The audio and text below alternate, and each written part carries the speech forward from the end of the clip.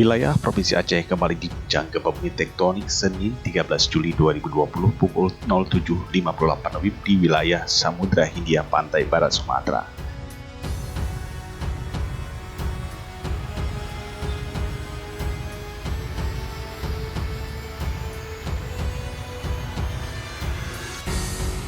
Berdasarkan dari hasil analisis BMKG Geofisika Matai Kabupaten Aceh Besar, menunjukkan gempa bumi tektonik ini memiliki parameter dengan kekuatan 5,4 magnitudo.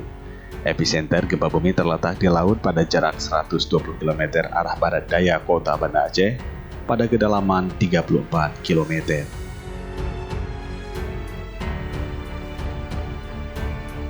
Kepala BMKG Geofisika Stasiun Matai Aceh Besar Jati Cipto Kunchoro menyampaikan, jenis dan mekanisme gempa bumi merupakan jenis gempa bumi dangkal akibat aktivitas subduksi.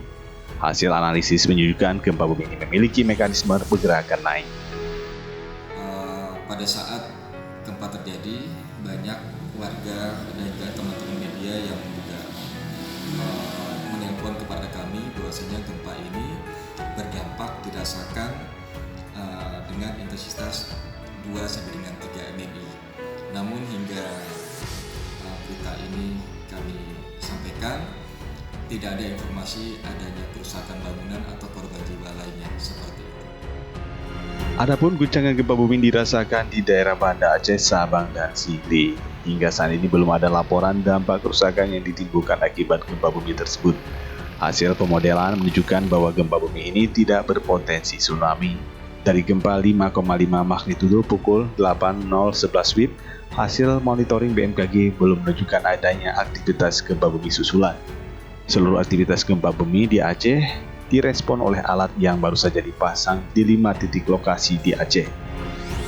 Untuk wilayah di mana peralatan ini dipasang, itu bisa kita grid, sehingga hanya contoh alat ini dipasang di wilayah Aceh, maka hanya gempa-gempa yang di wilayah Aceh saja kita akan menerima SMS. Walaupun secara display ini tetap dia merespon.